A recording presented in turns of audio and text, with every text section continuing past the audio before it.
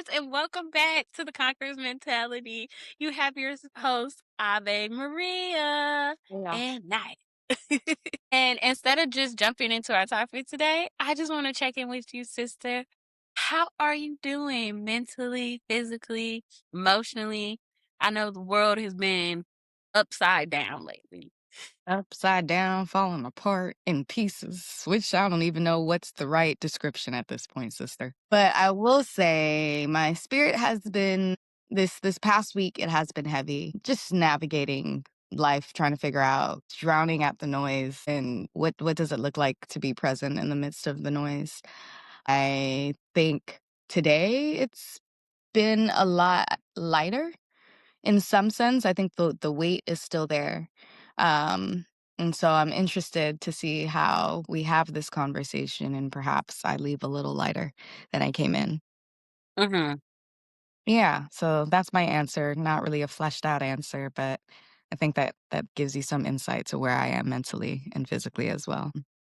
Yeah. I probably need to go to yoga. I haven't done yoga in like 2 weeks. So yeah, that's not like it's been cold though. It's cold. I just I don't have it in know, me. I but don't those are have the it in days me. you need to go. I Cause know, like but And you honestly got to think about it like this. Like, we've had this conversation multiple times where, like, your body holds the energy and, like, the stress that you go through. So, without you having a really, space to release it, even if yeah, you did home yoga, or that's they true. have bed yoga too, That's like, true. that you could do on YouTube. That's true. Maybe that's also maybe I'll do that tonight before my set. Yeah, I don't know. Just because it's like cold outside and then when I look and it says feels like -8, I'm like, no, we're not. Feels like negative eight is funny. But no, I definitely agree. Like I find it difficult to go to the gym, but I've also recognized that if I don't go to the gym, then I'm just not my normal self. So I need to Yeah, be that's probably moving what's going on over here. Yeah. a But little piece. a little piece. How about you, sister? How are you physically, spiritually, mentally? Where's your heart? Oh, My physical is very exhausted. I went sledding 3 times this week. oh, I fun, know. fun. Intense, intense. But it was a good time, good time. Mentally very exhausted as well. I have no reason why I'm mentally exhausted. Like there's no like event that has happened that caused me to be mentally exhausted. I just am. Do you think it's like just external things that aren't within your circle that's contributing to it? Like the state of the world? I don't know. You might just need to turn the TV off, pick up a book, something. I don't think so. Okay. Think I'm in a phase of my healing journey and it's exhausting me. Mm, I think that's really what it is. And because I'm in my healing journey, I'm like focusing, like, it's while I am like very aware of what's going on in the world, it's just kind of not what normally would affect me or how it would normally affect me. It's not normally affecting me I that love it. way. So I'm dealing with the emotions that it's not affecting me how it normally is, That's real. if that makes sense. No, that makes complete sense. And so, yes. And then also, like, my body has like guilt for not feeling things like that. Mm, So I think that's what I'm having an internal battle. Maybe that's where my mental exhaustion is from. And spiritually, my spirits are very high. My plants are doing well, and I just mm, feel very like upright and like I'm very appreciative of the present moment. I've been taking really good photos of the snow, the cute kind, not the dirty kind. I know, I And it's saw that. It's like, yeah, oh, they should be really cute. they You're a good ass were. photographer. I be trying. I really be trying. I'm really trying to commit to taking photos every week, go Okay. on nature walks, but it's kind of hard with the snow. Mm-hmm. But we are still out there, Still feeling it. with the little bunnies. Okay. You like the little bunnies. I'm a bunny girl. So that's what I've been up to. But yes, that's how I feel. I'm exhausted. I think that's a good explanation. That's a great explanation. Yes. I think that's also a good segue into our conversation today about Yes. exhaustion. But Okay, let's get real. What is happening in the world is a lot. And it's very exhausting to hear about because everywhere you go, and whether it's Facebook, Instagram, TikTok, LinkedIn, work, non-work, news, it's all about the different social justice issues that are happening around the world, whether it's food insecurity, homelessness, displacement of people in general, your human rights. It just feels like it's an attack from all sides. And for me, and I'm speaking for me, I get fatigue from all of the things that are happening because I'm an empath, and so I feel what other people are feeling. And while I haven't experienced it myself, I feel the sadness, and it might be not at the same level, but the sadness does weigh heavy on my heart. And so that's where my guilt comes from. If I'm not participating or doing something or what I perceive as the right thing to do to support. And so as I watch and hear about so many different people that enter into these spaces and they're, becoming more aware about situations that they may not have been aware of before. I love the fact that people are jumping into these issues, and I love the fact that people are becoming aware and things like that.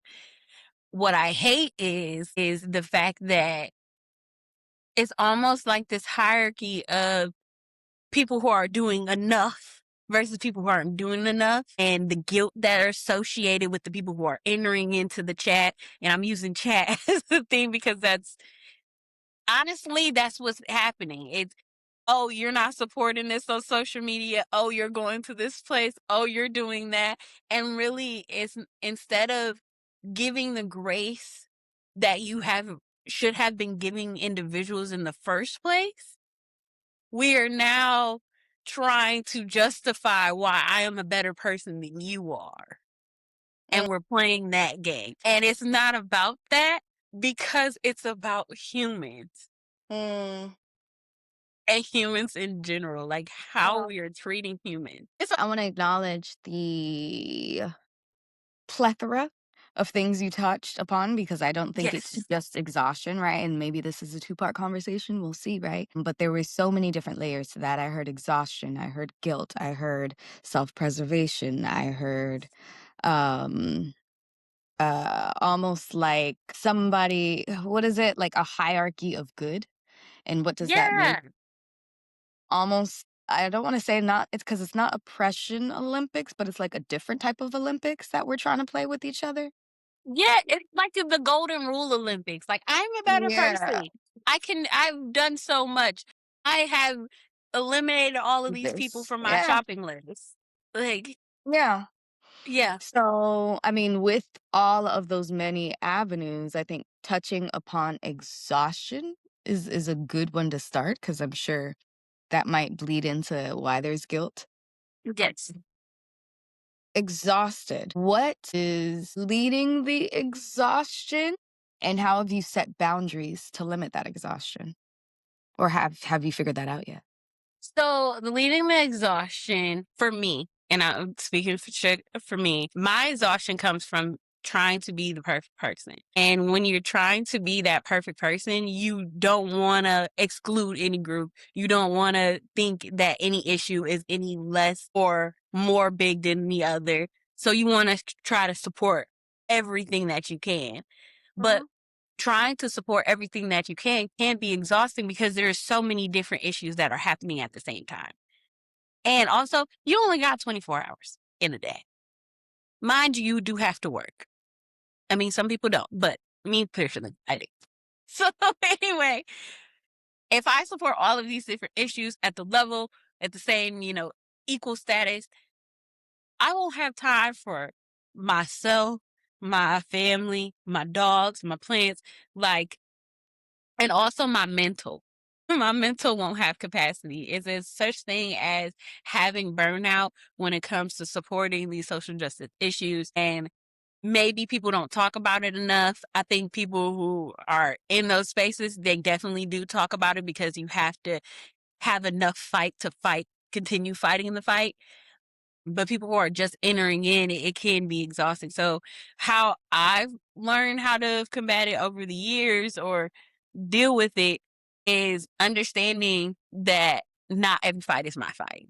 And I know that's so Mhm. simple to say. I know it's such a simplistic thing to say, but being okay with it, not feeling the guilt that's associated with this might not be my fight. Now, do I recognize and understand the issues that is surrounding this social justice issue? No, for sure.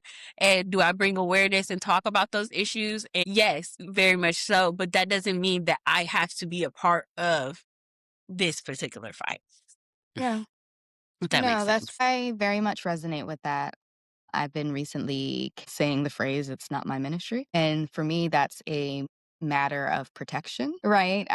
Because I Mhm. can recognize that if I try to do, what is it?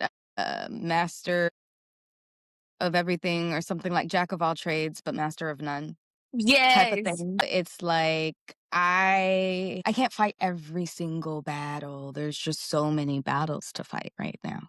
Right? And I think bringing it to what's going on today, and it's funny because people have asked me, like, and I actually saw a recent video on Instagram too of how are like Black people or how are people in general, uh, like going to the beach and doing this, right? And taking pictures and showing videos, hanging out with friends when this is actively happening in the world.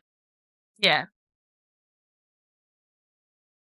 And the person, and I wish I knew his name, but he basically was saying, "This has always been happening," right? Yeah. Like, this has always been happening. And for me, and bringing it in context to literally what happened these past few weeks of, folks being murdered um, at the hands of ICE, it's always been happening.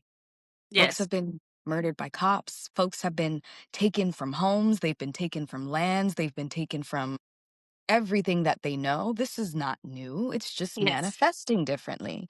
And so for me, I say this fight is not my ministry. And not to say that my heart does not break for the families. That's Oh, not yeah. saying my heart doesn't. And I think me choosing to sit down and not fight this fight has nothing to do with my empathy for those who are going through it. It has more to do with I have to preserve for the fight that I'm meant to fight, right? Because some people have the strength to fight that fight in this moment. I don't have that strength. I don't Mhm. have the foresight. I don't have the wherewithal to be able to fight this particular fight. So I'm going to muster up the energy so that when they burn out and the next fight is here, I can fight that fight. Yeah. No, that definitely does make sense. Because I mean, unfortunately to say, it's going to be another fight that's gonna come around the corner, and like you were saying, how we treat Americans, non-Americans in this country is not foreign to us, and I feel like people don't put enough emphasis on, like, back in the day when people would be like, "Why do we have to take history? Because history repeats itself." Like, I feel like people didn't understand that specific statement in itself because in my lifetime, I feel like I watched the same situations happen Issue. multiple times, but I don't think other people are privy or maybe are aware of it. I had a student. He once said, he was like, he came up to me and he asked me, he was like, "Miss, I have a question. Like, if we know history repeats itself, Mhm. then why, like, why are we learning it? Or are we just not learning it correctly?" Ooh. And I'm like,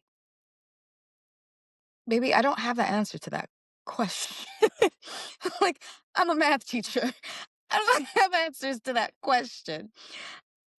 But I sat with that because it's like he's he was right. I don't think we're teaching it correctly, because if we were Yeah. teaching it correctly, then there was a lesson to be learned so that we don't redo it.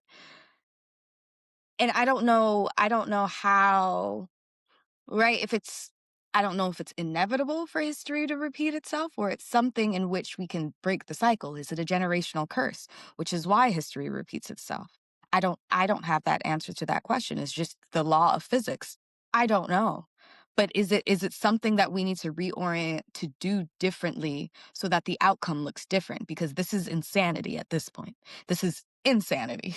No, no, that you posed a good question, or he posed a good question in the sense of the way we teach history is based off of memorization. We memorize the dates, the facts, the events that happen, and not building the connection or the analysis that is connected between the events. All of these things have happened, but we just remember the date, the event, and what happened as if once that situation happened or that date happened, life completely changed and it was night and day. We Yeah. never talked about the transitions that happened in between, what had to happen in order for it to be in effect. None of those things are talked about. We're talking about an event and a change. And it may be in our heads as kids, and I guess now as adults, we think that a situation happens and a change goes into effect. I mean, think about it, how we live our lives. How many times have you gotten in an argument with someone and basically their response was, well, I apologize? Hmm. It's the same thought process. Yeah. Well, the event happened. I'm no longer racist. I am not woke, Right. but not recognizing that there's so many levels to this. And when you talk about generationally, as our generation is now taking the stance on focusing on mental health and actually being prepared mentally for the fight to fight, that also plays a part into understanding history. And so now we're being more aware of all the history that was missing in the history books.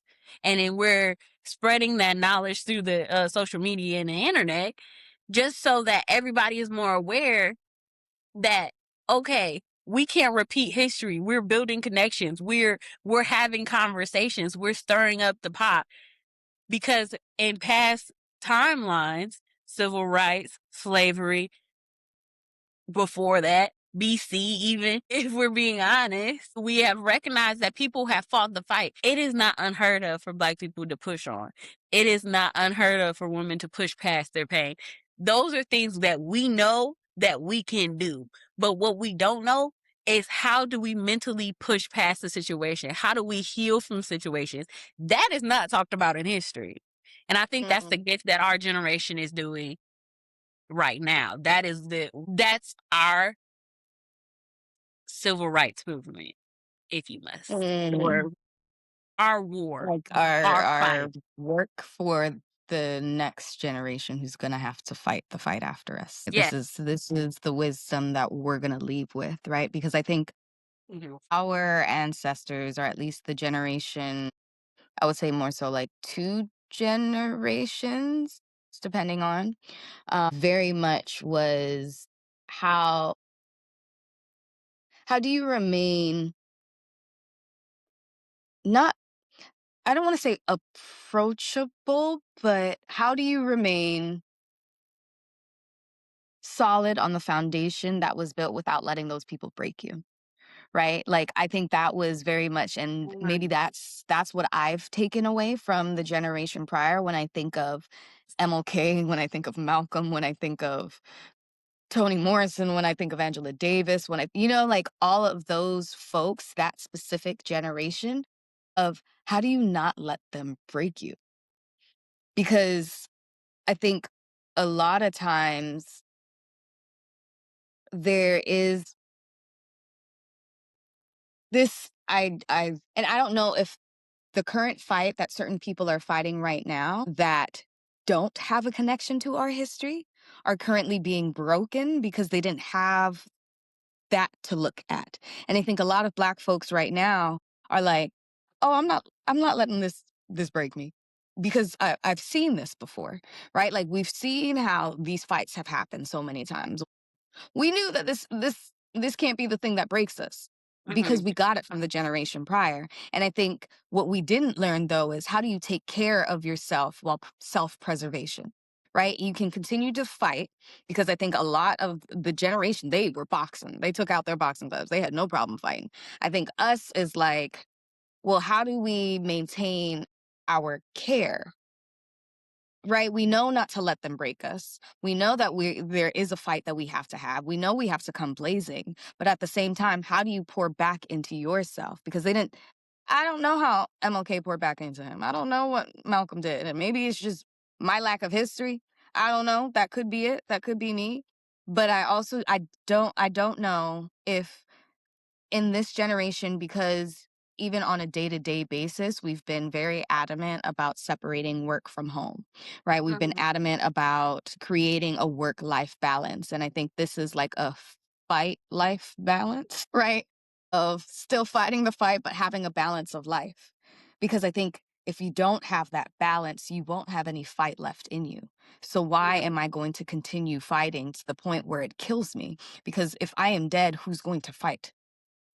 Who's going to have my ministry? I cannot do it, right? If I am not here. So Yes. what do I do to keep me here?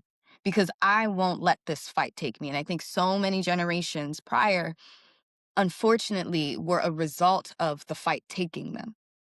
I think that prior generation taught us how to stuff our emotions to continue on the fight, but then their emotions came out in different ways. So that's why, now we're finding out that Martin Luther King stepped out on Coretta. Like we little things like Yeah. that where So they had to have some kind of release to correct. continue on. I don't think we're disagreeing there. I don't think, and I don't know if I didn't necessarily make that clear. The generation kept fighting. They would not let Yes. them the fight. You know what I'm like? They would not put the fight down. And because they didn't put the fight down, so I think for them it was like, how do you continue maintaining the fight, right? At all costs, Oh, whatever okay. all So cost their it whole was, right? their How do you whole not let thing. those Yeah, I get it. they maintained the fight. They kept fighting, right? So it's just like, how do you not let the outside things break you, like front facing, right? Like the outside world can't see that you're actually fighting these internal battles because you still have to fight those external battles. But we didn't Mhm. see the internal battles that people were fighting. And so I do agree with you about the fact that they very much suppressed their emotions and they didn't Yes, allow themselves to deal with all the other aspects of life. The fight was their life. And that's where we're like, this is the fight life balance. I am making a separation here. This fight is not going to be my entire life. I was not put on this world to continue putting my boxing gloves on. I may I get it. manifest that and I may show up that way, but this is not everything that I was meant to do. It is only a piece of me and I can't let it consume me because if I let it consume me, I'm going to go die too soon, right? As I think about James Baldwin, I'm literally going to get murdered at the hands of God knows whoever, right? I have to think more strategically. I mean, some people are meant to be martyrs, but I think about the women who in our Black history who didn't ask to be a part of Black history, right? Like there's just Mhm. so many pieces of that it's like, no, we have to do strategic. So I have to preserve myself mentally, spiritually, and emotionally in order to continue that fight. And I don't think that generation prior did that. They had too many, the fight was huge. I I agree. Do you think in between our generation and that last generation of, the people who fought the fight, did you think there was a generation, like a smaller generation in between of the people who were the radical, who were going completely against and just focusing on themselves because of the fact that they were raised by the individuals who were so focused on the fight, they didn't have time to focus on their kids. And so that generation kind of felt like kind of neglected or abandoned because their parents were focusing on the fight. I was listening to Trevor Noah's podcast, maybe, and I heard a quote that said, our parents' generation, they were great parents, but they were terrible citizens. And in the sense of they didn't fight, they saw rent was increasing. They saw all of these things were happening. They saw all of these injustices. They saw all of it. And they were focused on being a good parent because they had parents that were fighting the fight. And so I think there is like a small itty bitty Mhm. generation, and some of our parents are a lot older, right? Some of our parents, but there is this little small piece that saw all of these things that was unfolding that was going to impact their kids. But they were so busy focusing on raising their kids that they didn't fight the fight so that their kids didn't have to fight this No, battle. And I was like, oh my no, God, that is so true. that makes sense. That makes sense. I was on the wrong, trajectory of where they ended up, but no, that That makes sense. Because if you think about it, like, I'm gonna just speak for me, like, my parents were the first generation that didn't whoop, like, I didn't get whoopings. Like, my parents, now they tried to do the emotional connection, have conversation thing, but again, they're in the beginning stages. We are the first generation of people trying to communicate and ground, and instead of getting whoopings and things like that. And I think our parents were in the beginning stages of talking about emotional intelligence and things like that. They just didn't have the tools to support us all the way. No, so that definitely does make sense. They were great parents. So then what would you count our generation to be? Are we great citizens or are we great parents? Or we I find the think balance we're trying to be between? the equalizer. Yeah, I Mm. think I think we're trying to be the equalizer. I think there's this, and I think the people who are experiencing burnout in this season is because they're losing sight of the other side of things, right? It's like I just feel like as a generation, we want to do better for our kids, but we also want to do better for this country. And I think there has, in some sense, I think there's a difference of I want to provide better for my Mhm. kids and I want to be better for my kids. I think the generations ago wanted to provide better for the kids because they didn't, at least Black generation, I will say, because I know Yeah, like this isn't necessarily applicable to, right? everybody. But like they didn't have, right? They didn't have things to provide. So they fought to be able to provide something for their kids under them, right? Now that our parents or some of our parents had something to provide, they were like, okay, well, I want to be better.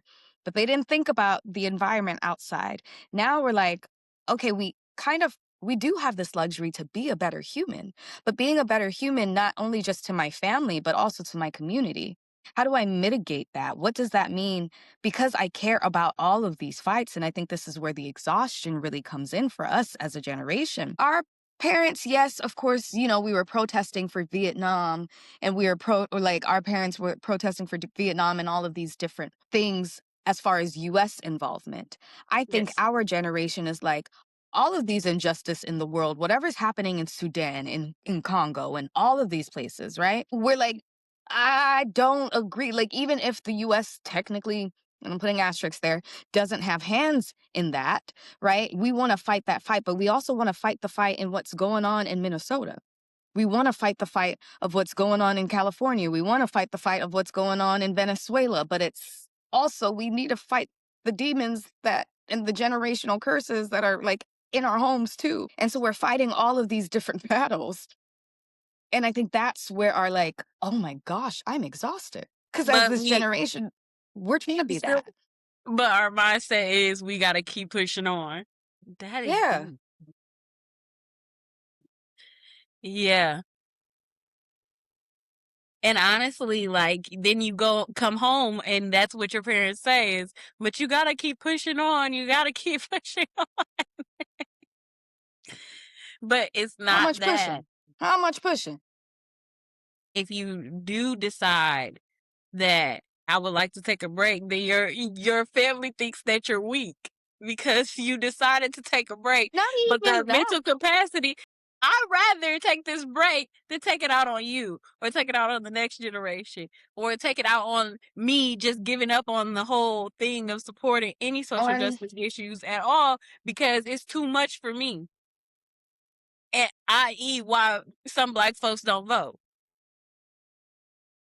Precisely. Precisely. And I think the other layer is society's pressure, right? Mm. This is because of social media and this culture of being the best woke person or whatever that case is, right? It's, oh, if I choose not to post on this particular battle, then there's something wrong with me. And it's like, first of all, and let me go on my little side rant because I feel like I need to say this. I don't know who needs to hear this. Okay. But posting a post when all of your friends are liberal isn't increasing your ministry. Okay. So just because you are posting when all of your followers think like you isn't increasing your impact. And I hate to say it. And I think a lot of people are like, oh, this is, I'm posting and I'm holier than thou because I can post something.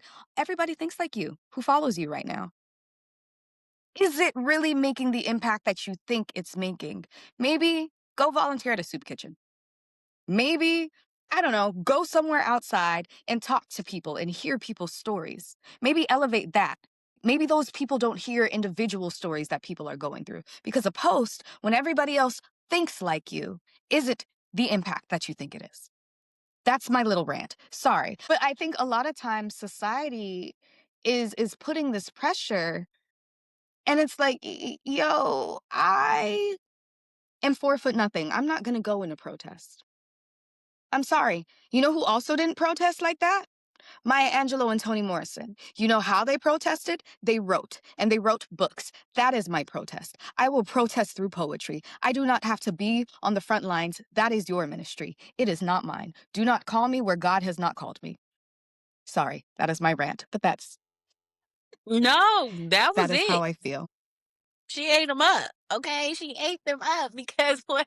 No, that's facts. What did they used to say when we were like in our internship? It's like not everybody is a frontline person. Not everybody's intended for the front Yes. line or something like that. I'm yeah. Not for example, back in the day when we used to do social justice, we were in a social justice internship. I was assigned to door knocking. Loved it. Loved it. Not everybody loves door knocking. Me, I'm just social like that. I just like the intimate conversations. It's okay if nobody answers the door, but the people who do answer the door, most likely we're going to have a great conversation. I like that. Not everybody likes that. So why would you force yourself to do something because you think it's not because you think it's going to make a difference, because you think you're supposed to do it? Why don't you do something that you can enjoy and you can be consistent with and you can actually make an impact because you are being consistent with it? This is my thought And process. because you're being authentic with it. I think that's real. I think a lot of times, like, people enter these spaces and their authenticity isn't showed. And I don't think things move the way they're intended to move when you're being fake about it. No, it's Right? Like, facts. Like how think can I truly make the impact? Yeah. No, go Well, ahead. I think about like riots, right? Like the riots that's happening. The people who are there because it's important and it's what they feel, and it might not be they fight. You notice that they wear the shirts that is as their fight or like that they're supporting. And while they have a sign that's supporting this, they're also bringing awareness to their fight as well.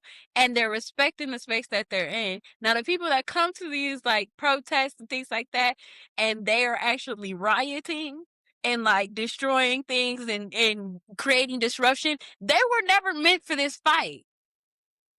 They were there for a different purpose or No. a different thing or a different like no, like you have a desire, you have a reason, and I feel like a lot of people are there for the wrong reasons because either they feel like they don't want to be seen as the opposite, and so they feel guilty, and so they're just showing up and doing things. But because it's not your ministry or you're not your purpose, you are actually making the event or the space more unauthentic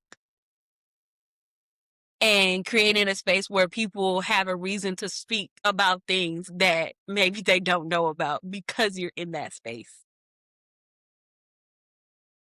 Yeah, exactly. And the people who aren't intended to be there change the entire message.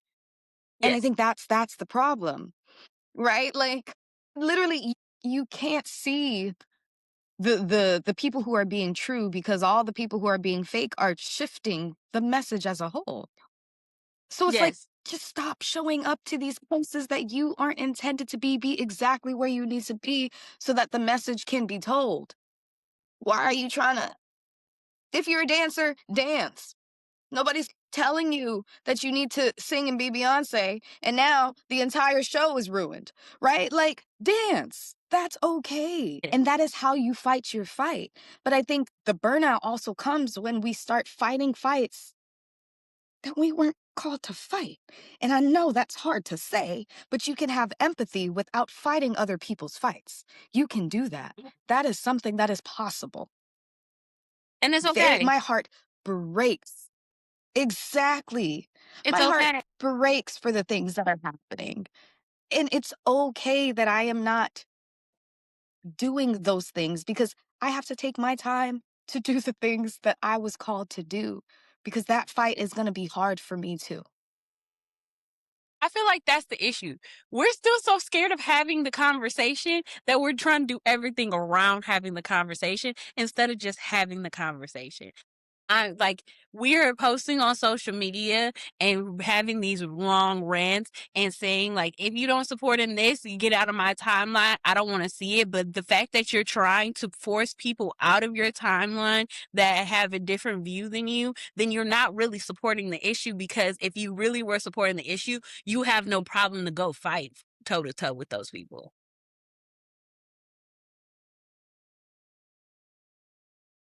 It should be But more again, I irritating. think, and I very much agree. And it But I think that's where the exhaustion comes in. I think that's really where the exhaustion comes in. It's because because I've been there.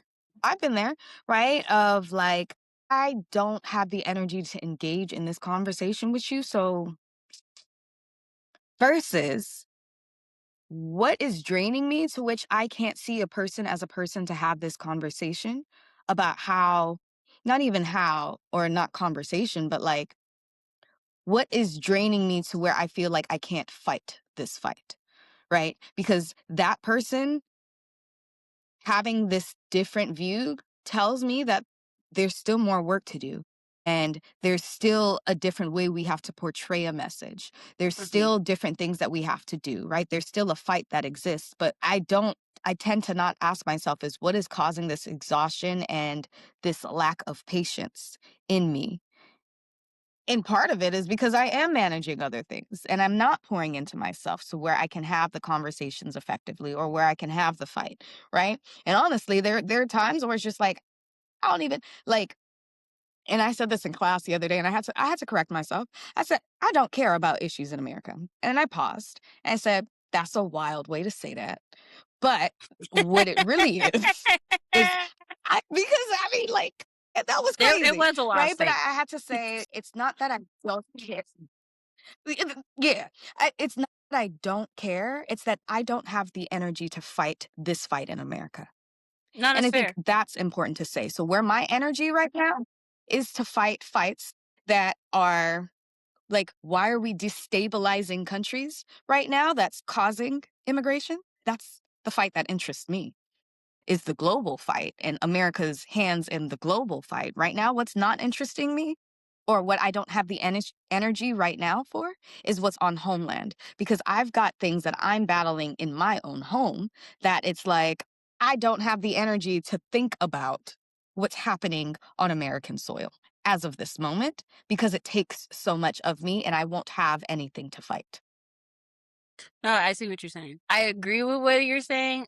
I think, but what you're doing is you're making a decision on what you would like to comment on and what you don't. And I think some people are removing themselves from relationships because people have different views.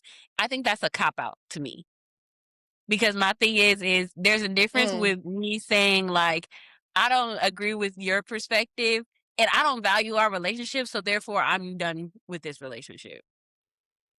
Then saying, hey, I'ma just remove all of these followers that if you feel like you don't agree with me on this topic, then move on. And I'm like, you're not using your influence the way you think you are because of the reason you just said. That the followers, if you're removing everybody that had a different opinion, you are not influencing anybody. And so And that's my point about that was posting. That is my point about posts. Like no, yeah, you've that was removed a full everybody. circle You've moment. removed everybody. So what are you posting right now? Who's seeing this Yeah, fight? You've removed every single body that thinks differently than you. So yes, you Yes. post a square, you post all of these different things about stories about ICE, but you know who's also doing that? Everybody else on your timeline because you removed the exact people who needed to hear it. And on top of that, can we, since we're on this topic, because I feel like we took a different trajectory than we had initially planned, but I like the direction. People who enter into a conversation that don't listen. Can we talk about that aspect? Because I think that also makes people tired. Because you're just talking from your perspective. Like, I get it. You might be right. Let's start with that. You might be right at everything that you're saying, but if you don't sit down and listen to the other person's perspective, who are you persuading? You are not persuading anybody. I say all that to say is we're exhausted because we're trying to do everything but the hard thing. And the hard thing is having the conversation. The hard thing is being in the room with someone who disagrees with you for X amount of time until we come up with a resolution. And so that's why people are finding it easier to post online a specific thing because I post and it's a one-sided conversation. I don't have to have a communicate with you. I don't have to tell you my reasonings on why I believe the way I believe. It's one-sided and we're done. And people are afraid of the two-sided conversation when it comes to topics because they don't want to offend the people that may be opposite of their I think opinion. they don't want to offend, they don't want to be challenged, Yes. right? And I sometimes we do want to fight that we don't have to argue for, right? But our ancestors never had to fight a fight like that. It was never they not a single fight did they ever fight where somebody did not disagree with them. Yes. And they had Wow. to engage in the disagreement, unfortunately. And that's the part that sucks. But I think this is the part that is, I don't know if it's a self preservation thing that we just don't have the conversation, but I think it needs to be had. Question. Do you feel as if we have avoided the conversation so long that we don't even know how to have the conversation? Yes. Yes. And if we don't know how to have the conversation, how do we even initiate the beginning of it?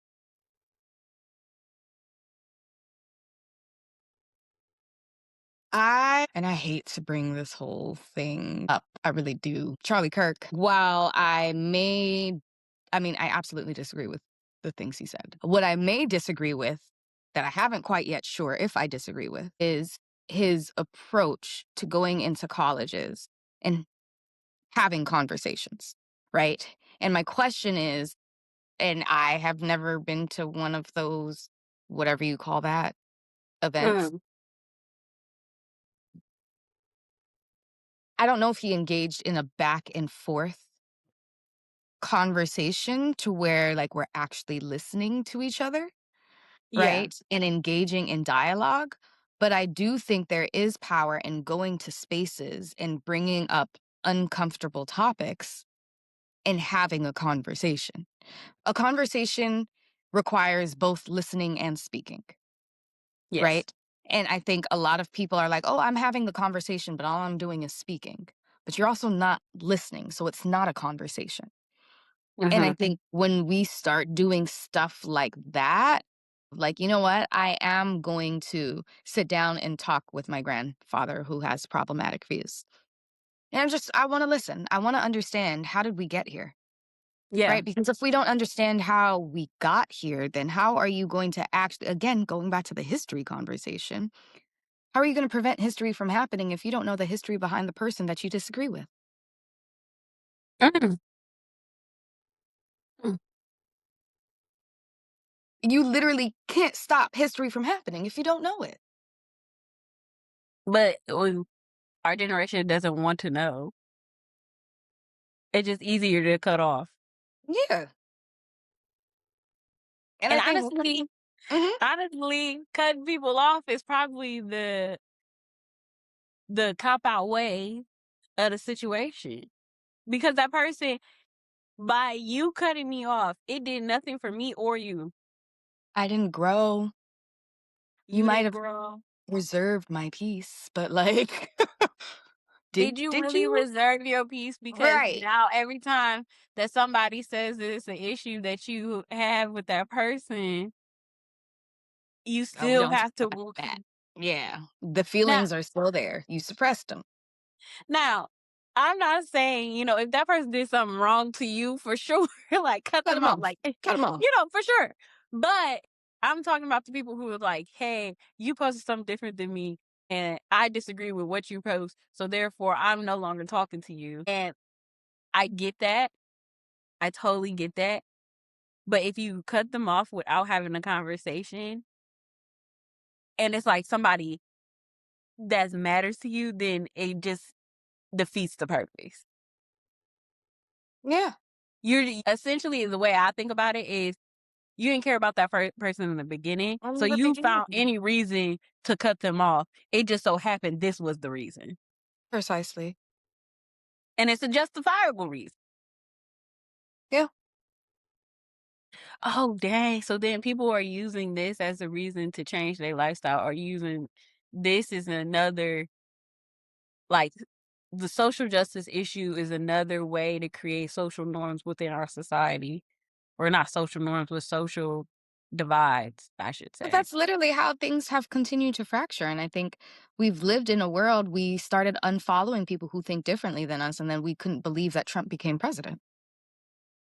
If you kept the people that were on your timeline that disagreed with you, you knew that Trump would, it's a possibility. You at least knew it could be a possibility. You know what I'm saying? There are some people who could not imagine because everybody they talk to and everybody they look on their social timeline thinks like them. The algorithms that they're taking in thinks like them.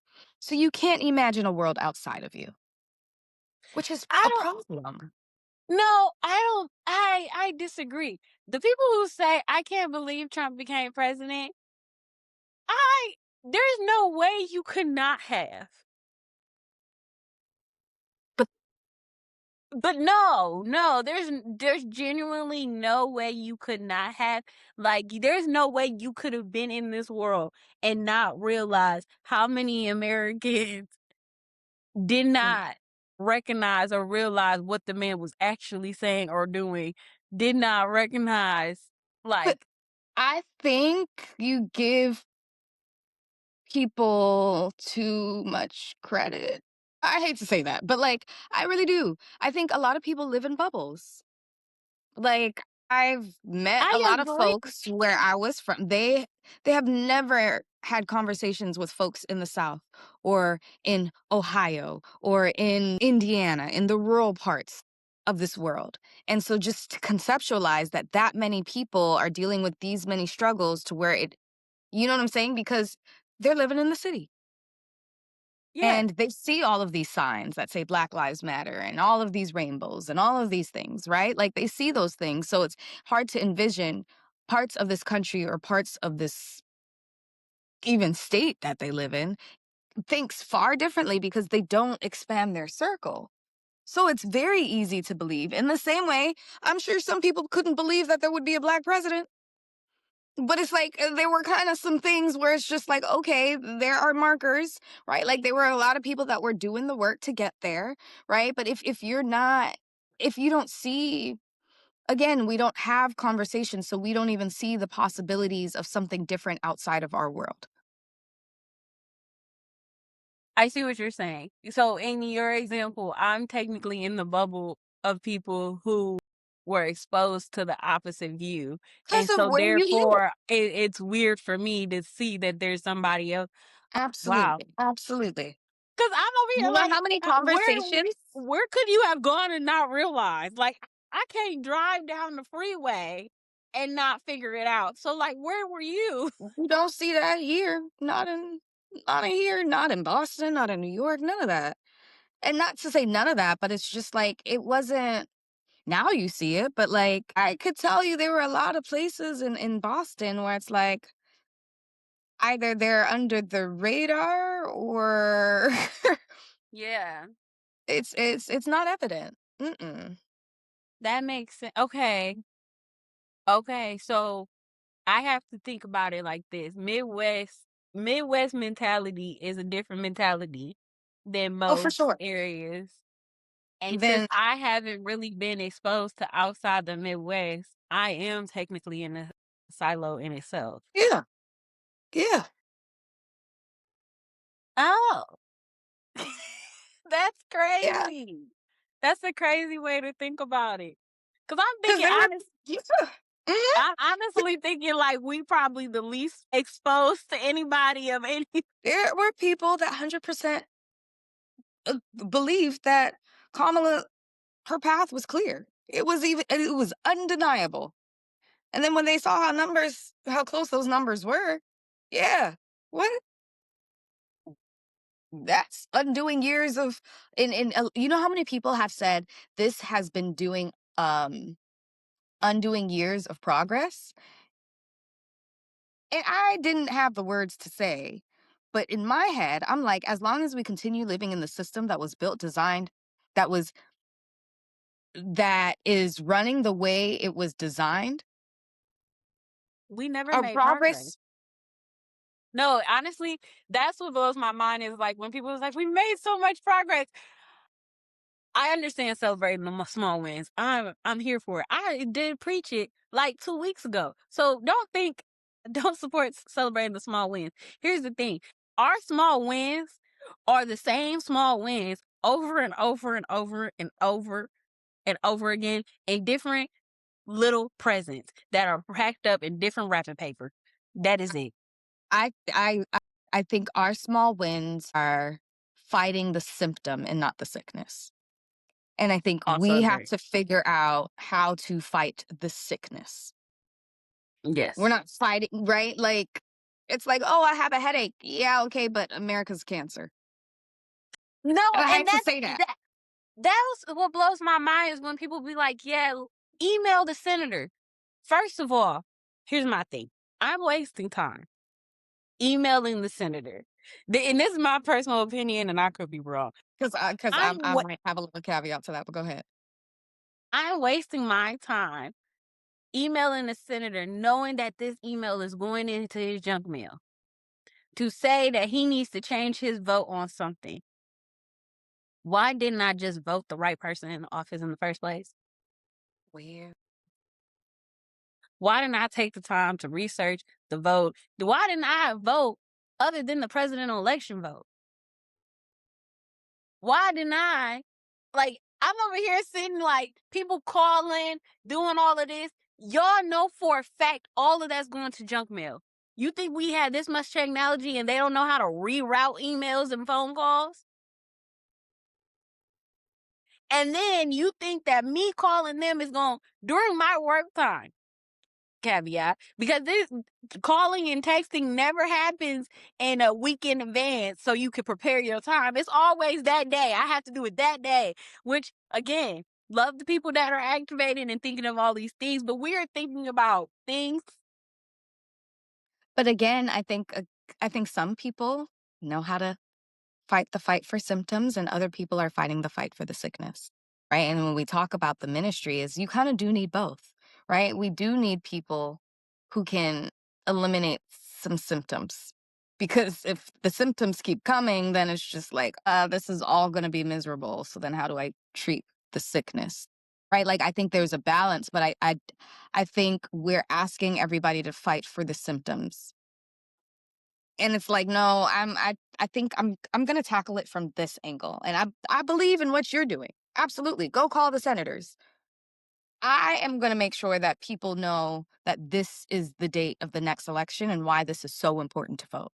I mean, I'm not doing that, but like that's my example, right? Like I But my think thing is it my issue, and I get what you're saying, and you're not wrong.